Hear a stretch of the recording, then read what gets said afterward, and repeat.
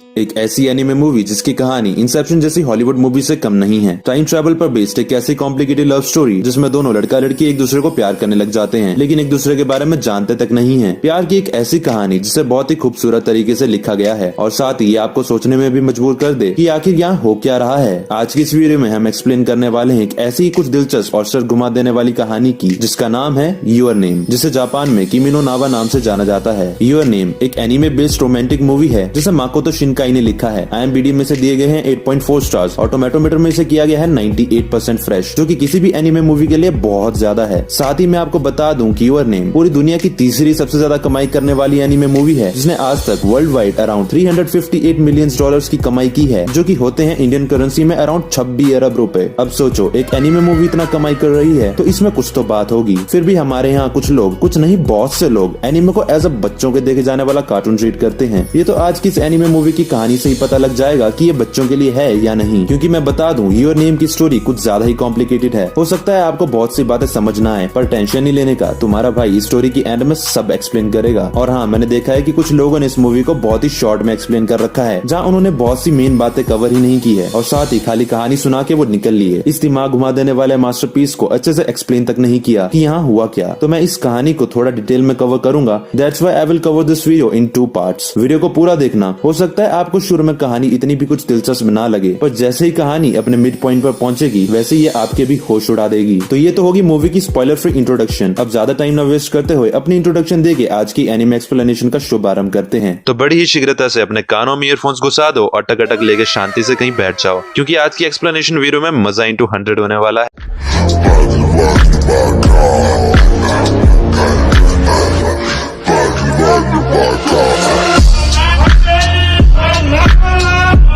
तो कहानी की शुरुआत में हम एक लड़की को सोते हुए देखते हैं जिसका नाम होता है मित्सुहा मियामिज़ु। वो जापान के एक छोटे से शहर इतोमोरी में अपनी दादी और अपनी छोटी बहन के साथ रहती है। वो अपने सपने में किसी लड़के को कह रही होती है, क्या तुम मुझे भूल गए? और अचानक उसकी नींद टूट जाती है। वो बड़ी हैरानी के साथ अपने चंगू-मंगू को देख रही होती है और उन्हें दबाने लग जाती है। जी हाँ, मैं इन्हें चंगू-मंगू कहता हूँ। तभी अचानक वहाँ पर उसकी छोटी बहन योत्सुहा मियामिज़ु आ जाती है और उसे देखकर गुस्से से कहती है, मित्सुहा तुम आखिर ये कर क्या रही हो? जल्दी करो, नाश्ता तैयार है। ऐसा कहकर वो वहाँ से चली जाती है। इसके बाद मित्सुहा आईने के सामने खड़ी हो जाती है और अपने कपड़े उतारकर अपनी बॉडी को बड़ी ही हैरानी के साथ देखते हुए चीख कर कहती है, क्या? इसके बाद सीन शिफ्ट होता है और हमें अगला दिन दिखाया जाता है, जहाँ मित्सुहा ब्रेकफास्ट कर रही होती है। उसकी दादी और उसकी छोटी बहन उसे कहते हैं, मित्सुहा आज तुम कुछ ठीक लग रही हो, कल तुम बहुत ही अजीब बिहेव कर रही थी। ये सुन के मित्सुहा हैरान हो जाती है क्योंकि उसे ऐसा कुछ भी याद नहीं होता। तभी अचानक रेडियो में ट्रांसमिशन होने लगता है कि इस साल के इलेक्शंस अगले महीने की 30 तारीख को होने वाले हैं और साथ ही टीवी में भी एक न्यूज आ रही होती है कि एक धूमकेतु जो 1200 सालों में सिर्फ एक ही बार दिखता है, वो इस महीने पृथ्वी से नंगी आंखों से दिख सकता है। इसके बाद सीन शिफ्ट होता है और मित्सुहा स्कूल जाने के लिए तैयार हो जाती है और अपनी छोटी बहन के साथ स्कूल की तरफ निकल जाती है। रास्ते में उसे अपने 2 दोस्त तेशी और सायका मिलते हैं। सायका उसे कहती है, आज तो तुम ठीक से अपने बाल बनाकर आई हो। और तेशी उसे कहता है कि क्या तुम्हारी दादी जी ने तुम्हारे ऊपर से साय को भगा दिया? मित्सुहा को कुछ भी समझ नहीं आ रहा होता कि आखिर ये दोनों क्या कह रहे हैं। तभी वो एक जगह से गुजरते हैं जहाँ पर कोई आदमी भाषण दे रहा होता है। वो आने वाले इलेक्शन में मेयर के पद के लिए बतौर कैंडिडेट खड़ा हुआ होता है। वहीं रास्ते में मित्सुहा को अपने कुछ और क्लासमेट्स मिलते हैं जो उन्हें मेयर और मेयर के ठेकेदार कहकर चिढ़ा रहे होते हैं। ये सुनकर वो तीनों निराश हो जाते हैं और चुपचाप अपने स्कूल की तरफ निकल पड़ते हैं। तभी वो आदमी मित्सुहा को देखता है और गुस्से से उसे कहता है, मित्सुहा पीठ सीधी करके चलो। सभी लोग मित्सुहा को देखने लग जाते हैं और उसके क्लासमेट्स उस पर हंसने लगते हैं। ये देखकर मित्सुहा बहुत एम्बेरस हो जाती है और चुपचाप वहाँ से आगे निकल जाती है। वो दबी आवाज में कहती है, सबके सामने मेरी बेइज्जती क्यों करवाई? यहाँ पर मैं आपको बता दूं कि वो मेयर कैंडिडेट और कोई नहीं बल्कि मित्सुहा के पापा हैं। इसके बाद सीन शिफ्ट होता है और मित्सुहा अपनी क्लास में होती है। वो अपनी नोटबुक को बड़ी हैरानी के साथ देख रही होती है क्योंकि उसमें लिखा था,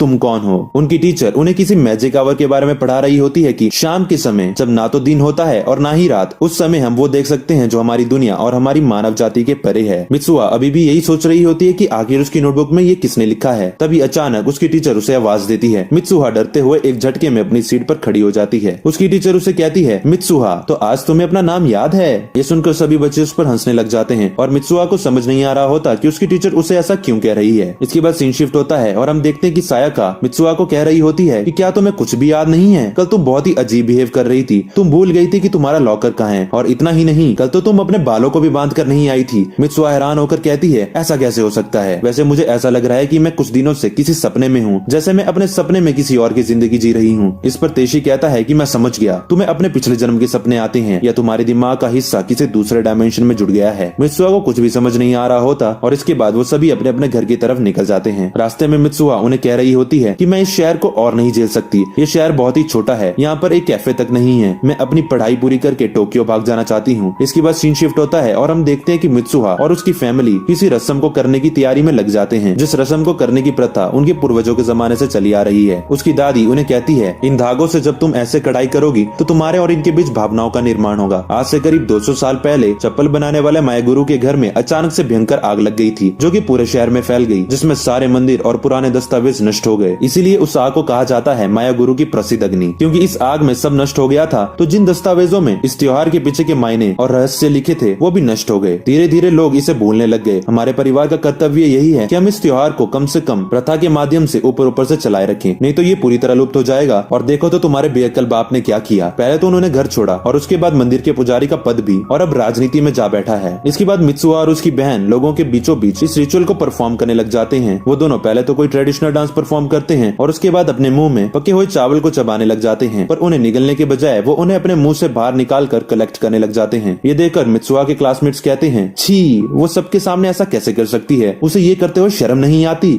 मित्सुहा को भी ये सुनाई दे जाता है और वो एम्बेरस हो जाती है। इसके बाद वो दोनों इन्हें कलेक्ट करके धागे के साथ अच्छे से सील कर देती है। बाद में जाकर ये लिक्विड अल्कोहल बन जाएगा, जिसे ये कुचिकामे साके कहते हैं। इसके बाद सीन शिफ्ट होता है और मित्सुहा और उसकी छोटी बहन कुचिकामे साके को लेकर अपने घर जा रहे होते हैं। मित्सुहा फ्रस्ट्रेट होकर चिल्लाते हुए कहती है मुझे इस जगह से नफरत है, अपनी जिंदगी से भी नफरत है, अगले जन्म में मुझे किसी बड़े शहर का कोई खूबसूरत लड़का बनाना। इसके बाद अगली सुबह का सीन दिखाया जाता है, जहाँ हम एक लड़के को देखते हैं जो कि सो रहा होता है। वो अपनी नींद से उठता है और बड़ी हैरानी के साथ खुद को देखने लग जाता है। वो अपने प्राइवेट पार्ट को टच करता है और शॉक होकर एकदम डर जाता है। वो खुद को बड़ी हैरानी के साथ आईने में देख रहा होता है। तभी उसे किसी की आवाज आती है, ताकि तुम उठ गए। वो उसके पापा होते हैं। वो उसे कहते हैं खाना बनाकर स्कूल चले जाना, और फिर वो अपने काम पे चले जाते हैं। ताकि कहता है ये तो बड़ा अजीब सपना है। तभी उसे सुकासा नाम के किसी लड़के का मैसेज आता है। ताकि कहता है सुकासा, अब ये कौन है? जैसे ही वो अपने फ्लैट से बाहर निकलता है, वो अपने सामने अपनी टोक्यो सिटी को देखकर एकदम हैरान हो जाता है। इसके बाद वो फोन में मैप की मदद से अपने स्कूल पहुंचता है। उसे समझ नहीं आ रहा होता कि उसकी क्लासरूम कौन सी है। तभी पीछे से उसका वही दोस्त साकुसा फूजी, जिसने मैसेज किया था, उसे पकड़ लेता है और कहता है आज तो तुमने आने में बड़ी देर कर दी, चलो लंच करते हैं। ताकि सुकासा और अपने एक और दोस्त शिंता ताकागी को कहता है कि मैं खो गया था, इसलिए मुझे आज आने में देर हो गई। वो दोनों उसे कहते हैं भला ऐसे कैसे हो सकता है, चलो अब कैफे चलते हैं। कैफे का नाम सुनते ही ताकि तो जैसे खुशी से पागल ही हो जाता है। कैफे में मेन्यू कार्ड पर रेट्स पढ़कर वो कहता है इतने में तो मेरे घर का पूरा राशन आ जाएगा। जिस पर उसके दोस्त उसे कहते हैं तुम क्या बाबा आदम के जमाने से हो? ताकि कहता है मैं परेशान क्यों हो रहा हूँ, ये सब एक सपना ही तो है। उसके दोस्तों को कुछ समझ नहीं आ रहा होता कि आखिर क्या कह रहा है। इसके बाद ताकि बड़े ही चाव से डेजर्ट खाने लग जाता है। उसके दोस्त उसे कहते हैं ताकि तुम्हें आज काम पे नहीं जाना? ताकि कहता है हाँ, लेकिन तुम लोगों को पता है कि मैं काम कहाँ करता हूँ? ये सुनकर उसके दोस्त बड़ी हैरानी से कहते हैं क्या? इसके बाद सीन शिफ्ट होता है और हम देखते हैं कि ताकि एक रेस्टोरेंट में एक वेटर का काम कर रहा होता है। वहाँ पर वो बहुत सी गड़बड़ करता है, जिस पर वहाँ के शेफ उस पर गुस्सा करने लग जाते हैं। ताकि फ्रस्ट्रेशन में कहता है आखिर ये भयानक सपना कब खत्म होगा। इसके बाद एक कस्टमर ताकि से बहस करने लग जाता है। मामला बढ़ता देख वहाँ पर एक लड़की आ जाती है जिसका नाम मिकी ओकुदेरा होता है। वो ताकि को वहाँ से जाने को कहती है और खुद उस कस्टमर से डील करती है। इसके बाद सीन शिफ्ट होता है और सभी रेस्टोरेंट की क्लोजिंग करके सफाई कर रहे होते हैं। मिस ओकुदेरा ताकि को कहती है आज तुमने काफी गड़बड़ की, शुक्र है कि वक्त रहते सब ठीक हो गया। तभी एक लड़की ओकुदेरा को बताती है कि आपकी स्कर्ट पीछे से फटी हुई है। ओकुदेरा कहती है ये तो ब्लेड से काटा गया है, जरूरी है उस घटिया कस्टमर के ही काम होंगे। ताकि उसका हाथ पकड़ के उसे एक रूम में ले जाता है और दरवाजा बंद कर देता है। वो उसे कहता है अपनी स्कर्ट मुझे दीजिए। ये सुनते ही मिस ओकुदेरा डर जाती है और एम्बेरस हो जाती है। ताकि घबराते हुए कहता है नहीं नहीं, मैं कुछ और सोचता हूँ, और वो उसे कुछ पहनने को देता है और उसकी स्कर्ट के फटे पार्ट को सिल देता है। मिस ओकुदेरा उसे कहती है एक तो तुम्हें गुस्सा बहुत जल्दी आ जाता है, पर तुम आज बड़े अच्छे से पेश आए। तुम्हारा ये रूप मुझे पहली बार देखने को मिला, पता नहीं था तुम दिल के इतने अच्छे हो। इसके बाद सीन शिफ्ट होता है और हम ताकि को उसके घर में देखते हैं, जहाँ वो अपने मोबाइल को चेक कर रहा होता है, जिससे उसे अपने बारे में और भी कुछ बातें जानने को मिले। वो खुद के फोटोज को देखकर कहता है ये सब कितना अच्छा है, काश मैं भी टोक्यो में रह पाती। तो अब तो आपको ये कंफर्म हो गया होगा कि ये ताकि नहीं बल्कि ताकि की बॉडी के अंदर मित्सुहा है। मित्सुहा को यही लग रहा होता है कि वो बस सपना देख रही है, जहाँ वो सपने के अंदर ताकि की जिंदगी जिंदगी जीती है। उसे ताकी के फोटोज के बीच में उस लड़की का फोटो भी मिलता है, जिसे देखकर वो कहती है, ओ तो ये इस लड़की को पसंद करता है। इसके बाद वो उस लड़की को ताकी बन के कुछ मैसेज करती है और तभी उसे याद आता है कि उसकी नोटबुक में जिसने तुम कौन हो लिखा था कहीं वो ताकी ही तो नहीं था। पर उसे लगता है कि ये तो सिर्फ सपना है, तो ऐसा कैसे हो सकता है। पर फिर भी वो एक मार्कर लेकर अपने हाथ में मित्सुहा लिखती है और सो जाती है। कहानी को आगे बढ़ाने से पहले मैं आपको कुछ कहना चाहता हूँ कि अगर आपने अभी तक हमारे चैनल को सब्सक्राइब नहीं किया है तो अभी वीडियो को पॉज करके सब्सक्राइब बटन दबाकर लाल से ग्रे कर दो और साथ ही बेल आइकन को दबाना मत भूलना, क्योंकि हम ऐसी ही अलग अलग तरह की एनिमे एक्सप्लेनेशन वीडियोस लेके आते रहते हैं।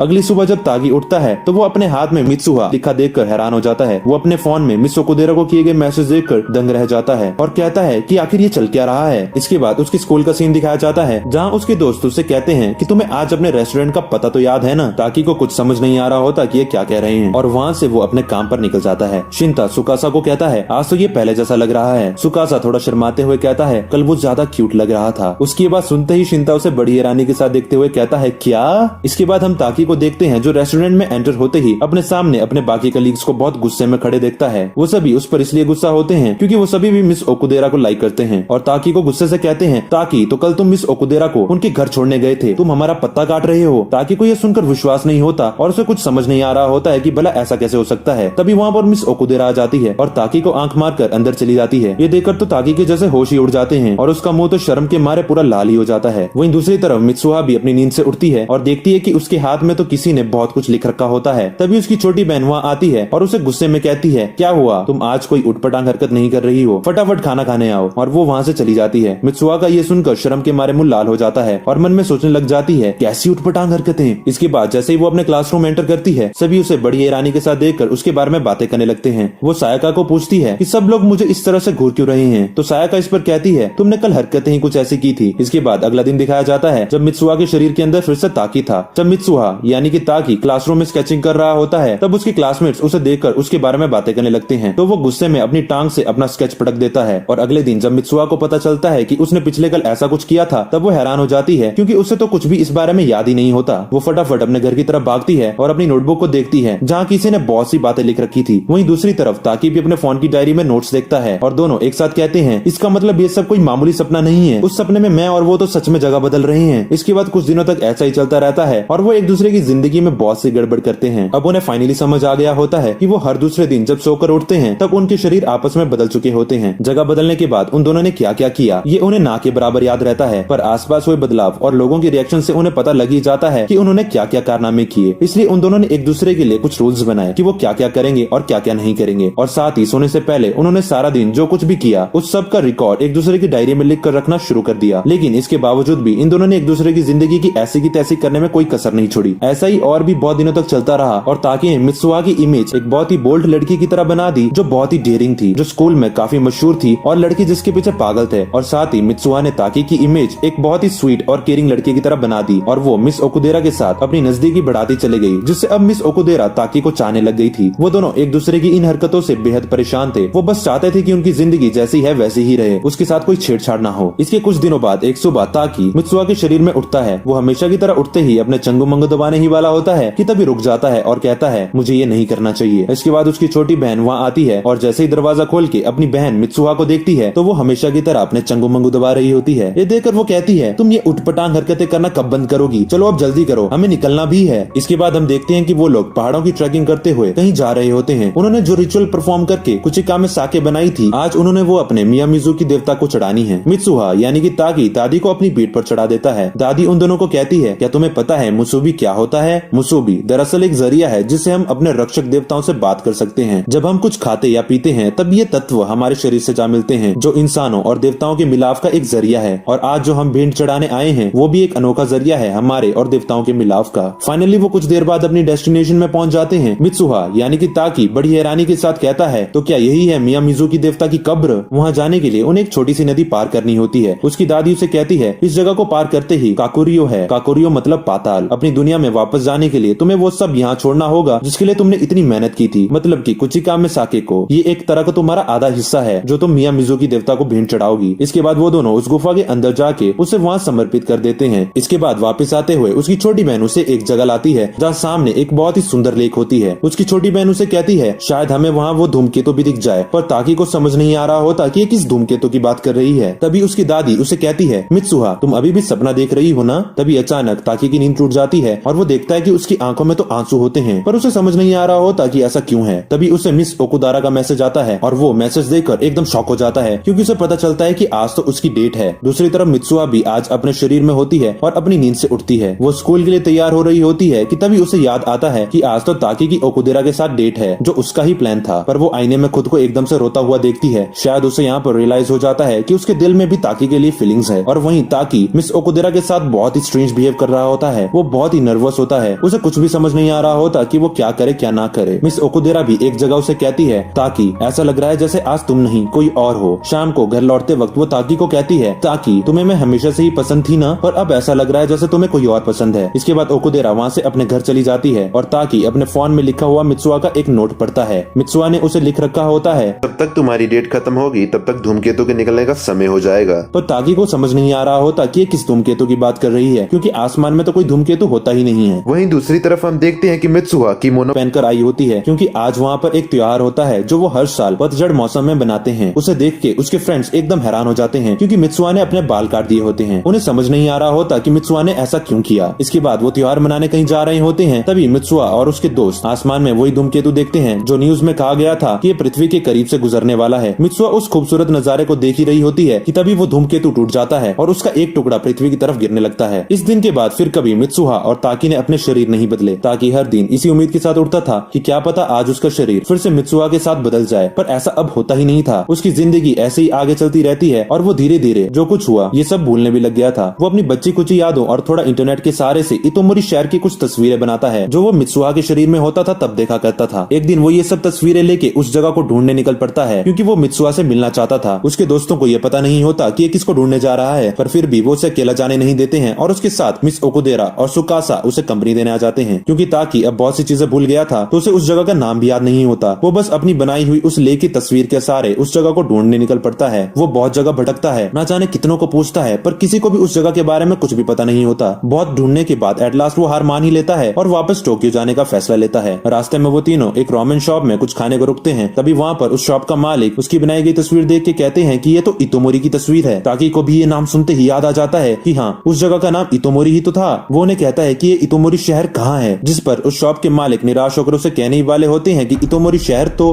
तभी उसके दोस्तों को भी कुछ याद आ जाता है और जोर से कहते हैं कि कहीं वहीं पर तो वो धूमकेतु नहीं गिरा था। इसके बाद सीन शिफ्ट होता है और हम देखते हैं कि वो सब उस जगह पहुंच जाते हैं। ताकि अपनी आंखों से वो खौफनाक दृश्य देखता है जहाँ हर तरफ सब कुछ कब का तबाह हो चुका था। वहाँ पर तो एक बहुत बड़ी झील के सिवाय कुछ नहीं होता और साथ ही धूमकेतु की वजह से वहाँ पर एक और छोटी झील बन गई थी। उसके दोस्त कहते हैं कि इसको पक्का कोई गलतफहमी हुई होगी। ताकि कहता है नहीं ये वही जगह है, ये पहाड़, ये स्कूल का बगीचा, ये स्कूल की बिल्डिंग सब वही तो है। जिस पर उसका दोस्त सुकासा उसे कहता है पर ऐसा कैसे हो सकता है, तुम्हें 3 साल पहले की वो घटना याद तो होगी ही जिसमें सैकड़ों लोग धूमकेतु के गिरने की वजह से मारे गए थे। ताकि ये सुनते ही एकदम दंग रह जाता है क्योंकि वो कुछ दिन पहले ही तो मित्सुहा के शरीर में इस जगह पर था। वो घबराते हुए कहता है मर गई 3 साल पहले, ऐसा कैसे हो सकता है। वो अपने दोस्तों को अपना फोन बाहर निकाल कर मित्सुहा के द्वारा लिखे गए नोट्स दिखाने लगता है, पर वो देखता है कि वहाँ तो कुछ भी नहीं होता। उसे कुछ भी समझ नहीं आ रहा होता कि ये सब उसके साथ आखिर हुआ क्या। तो यहीं पर आ जाता है हमारी इस कहानी का दिमाग घुमा देने वाला इंटरवल और इसी के साथ हमारी आज की वीडियो यहीं पे खत्म हो जाती है। आई होप आपको आज की वीडियो में मजा आया होगा। मैं इस कहानी का पार्ट 2 और साथ ही इसकी कुछ थ्योरीज एंड एक्सप्लेनेशन जल्दी अगली वीडियो में लेकर आऊंगा, जिसकी लिंक आपको नीचे डिस्क्रिप्शन बॉक्स में जल्द ही मिल जाएगी। तो अगर आपको हमारी आज की वीडियो अच्छी लगी हो तो प्लीज वीडियो को लाइक करके अपने उन दोस्तों के साथ शेयर जरूर कर देना जो कि एनीमे देखना पसंद करते हैं या एनीमे देखना शुरू करना चाहते हैं। तो आज का सवाल ये है कि ताकि ने मित्सुहा की बॉडी में रह के जिस देवता की कब्र में अपना कुचिकामे साके चढ़ाया था उस देवता का आखिर नाम क्या है। अगर आप इस सवाल का जवाब जानते हैं तो नीचे कमेंट करके हमें अपने आंसर्स जरूर बताएं। If you like this video then please leave a like and give your opinion in the comment section below. Till then see you in the next video. हर हर महादेव।